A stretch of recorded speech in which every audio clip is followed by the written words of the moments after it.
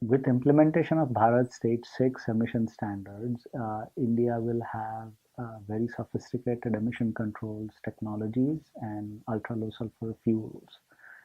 What is necessary is to educate and prepare the customers and the drivers of these vehicles to ensure that these pretty expensive emission control devices operate effectively throughout the vehicle's useful life.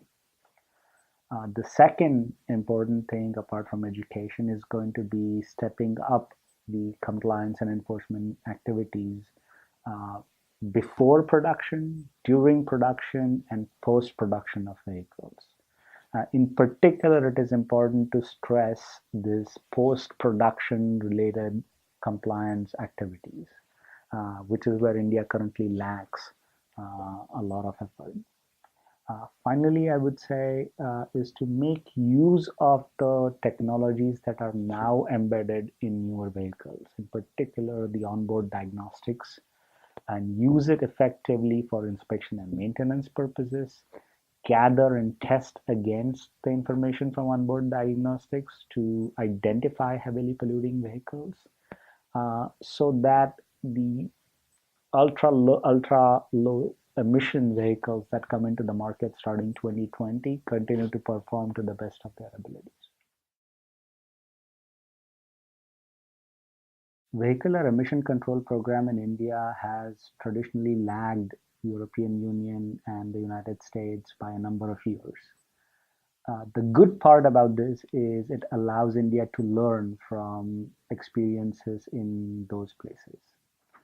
Uh, One of the most important lessons that India could be learning from the current European experience is to ensure that the new diesel vehicles, be they light passenger cars or heavy commercial vehicles and buses, are as clean as they can be, which means diesel vehicles with a functioning particulate filter and an adequate nitrogen oxides emission control system that functions in practice. The second thing that India could learn is to have an adequate in-use compliance program. This is something that India lacks at present. There is no current program that tests on the road in-use vehicles to ensure that their emissions performance throughout their useful life remains as low when they were new to begin with. That program, coupled with warranty requirements, recalls for heavily polluting vehicles, will form the basis of a much stronger compliance and enforcement program that India needs to enforce. While it's important to focus on new vehicles, India also has got a stock of quite old commercial vehicles that could be contributing from half to two-thirds of the particulate matter pollution in certain cities. Therefore, it is important to accelerate scrappage of these older, dirtier diesel vehicles.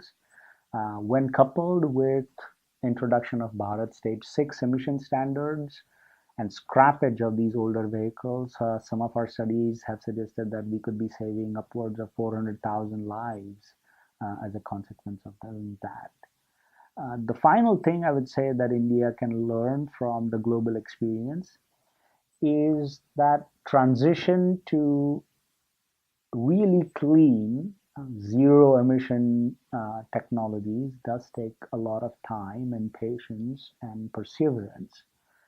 With that in mind, it's important that India starts to put itself on the trajectory to deploy zero emission vehicles in greater numbers so that when the market is really ready to take these technologies on, its supply could be ramped up.